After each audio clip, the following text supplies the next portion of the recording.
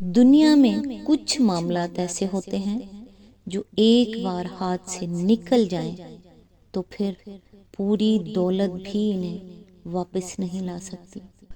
وہ وقت گزر جاتا ہے، موقع ختم ہو جاتا ہے، پھر انسان صرف ایک جملہ کہتا ہے، کاش مجھے ایک اور موقع مل جاتا۔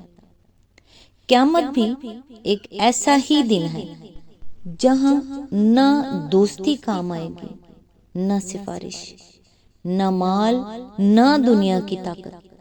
اس لیے قرآن آج ایک ایسا سودا سکھا رہا ہے جو صرف آج ہو سکتا ہے، کل نہیں۔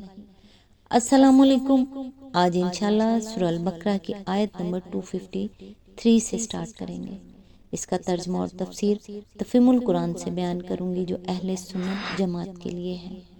ان آیات میں اللہ تعالیٰ انبیاء علیہ السلام کے مختلف درجات کا ذکر کرتے ہیں، حضرت عیسیٰ علیہ السلام کو دی گئی نشانیاں بیان کرتے ہیں، اور پھر اہل ایمان کو متنبہ کرتے ہیں کہ قیامت سے پہلے اللہ کی راہ میں خرچ کر لو، کیونکہ ایک وقت ایسا آئے گا جب یہ موقع ہمیشہ کے لیے ختم ہو جانا ہے۔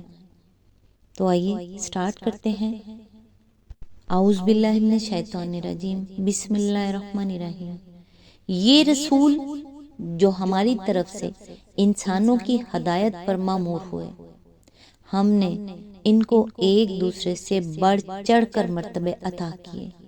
ان میں کوئی ایسا تھا جس سے خدا خود ہم کلام ہوا، کسی کو اس نے دوسری حیثیتوں سے بلند درجے دیے، اور آخر میں عیسیٰ ابن مریم کو روشن نشانیاں عطا کی اور روح پاک سے اس کی مدد کی۔ اگر اللہ چاہتا تو ممکن تھا کہ ان رسولوں کے بعد جو لوگ روشن نشانیاں دیکھ چکے تھے وہ آپس میں لڑتے، مگر اللہ کی مشیت یہ نہ تھی کہ وہ لوگوں کو جبراً اختلاف سے روکے۔ اس وجہ سے انہوں نے باہم اختلاف کیا، پھر کوئی ایمان لایا اور کسی نے کفر کی راہ اختیار کی۔ ہاں، اللہ چاہتا تو وہ ہرگز نہ لڑتے، مگر اللہ جو چاہتا ہے کرتا ہے۔ اس کی تفسیر ہے، مطلب یہ ہے کہ رسولوں کے ذریعے سے علم حاصل ہو جانے کے بعد جو اختلاف لوگوں کے درمیان رونما ہوئے اور اختلافات سے بڑھ کر لڑائیوں تک جو نوبتیں پہنچی، تو اس کی وجہ یہ نہیں تھی کہ معاذ اللہ خدا بے بس تھا اور اس کے پاس ان اختلافات اور لڑائیوں کو روکنے کا زور نہ تھا۔ نہیں، اگر وہ چاہتا تو کسی کی مجال نہ تھی کہ انبیاء کی دعوت سے سرتابی کر سکتا اور کفر و بغاوت کی راہ چل سکتا اور اس کی زمین میں فساد برپا کر سکتا، مگر اس کی مشیت یہ تھی ہی نہیں کہ انسانوں سے ارادہ و اختیار کی آزادی چھین لے اور انہیں ایک خاص روش پر چلنے کے لیے مجبور کر دے۔ اس نے امتحان کی غرض سے انہیں زمین پر پیدا کیا تھا، اس لیے اس نے ان کو اعتقاد و عمل کی راہوں میں انتخاب کی آزادی عطا کی، اور انبیاء کو لوگوں پر کوتوال بنا کر نہیں بھیجا کہ زبردستی انہیں ایمان و اطاعت کی طرف کھینچے، بلکہ اس لیے بھیجا کہ دلائل اور بینات سے لوگوں کو راستے کی طرف بلانے کی کوشش کریں۔ پس جس قدر اختلافات اور لڑائیوں کے ہنگامے ہوئے وہ سب اس وجہ سے ہوئے کہ اللہ نے لوگوں کو ارادے کی جو آزادی عطا کی تھی، اس سے کام لے کر لوگوں نے یہ مختلف راہیں اختیار کر لی، نہ اس وجہ سے کہ اللہ ان کو راستے پر چلانا چاہتا تھا، مگر معاذ اللہ اسے کامیابی نہ۔ تفہیم القرآن کے مطابق تمام انبیاء اللہ کے برگزیدہ ہیں، مگر اللہ نے اپنی حکمت سے بعض کو بعض پر فضیلت دی۔ اس کے باوجود لوگوں نے بعد میں اختلافات پیدا کیے، حالانکہ حق واضح ہو چکا تھا۔ جب خواہشات، تعصب اور انا غالب آ جائے تو انسان حق سامنے ہونے کے باوجود اختلاف میں پڑ جاتا ہے۔ اس لیے اصل کامیابی حق کو پہچاننے کے بعد اس پر قائم رہنے میں ہے۔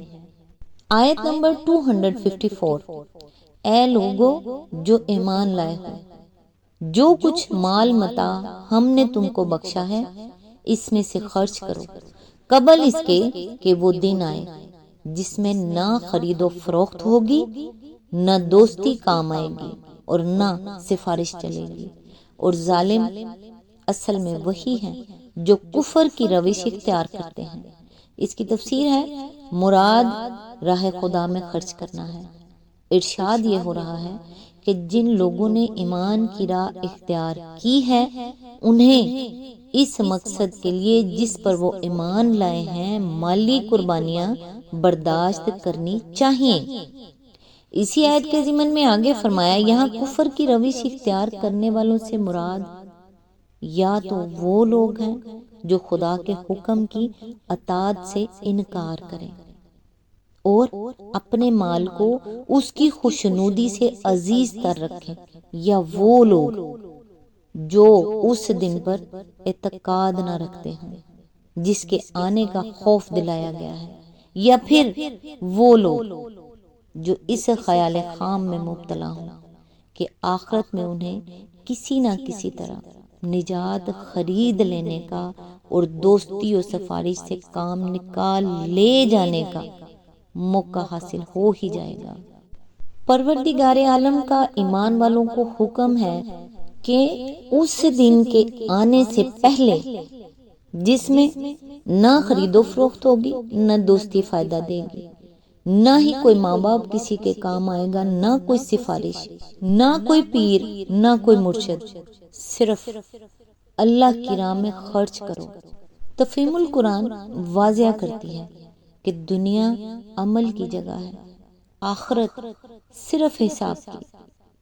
جو نیکی آج آسانی سے کی جا سکتی ہے، کل اس کی صرف حسرت باقی رہ جائے گی۔ زندگی کا سب سے بڑا نقصان وہ موقع ہے جو واپس نہ آئے۔ رسول اللہ صلی اللہ علیہ وآلہ وسلم نے فرمایا، 7 چیزوں کے آنے سے پہلے نیک اعمال میں جلدی کرو، اور ان میں آپ صلی اللہ علیہ وآلہ وسلم نے موت اور قیامت کا بھی ذکر فرمایا۔ جامعہ ترمذی حدیث نمبر 2306۔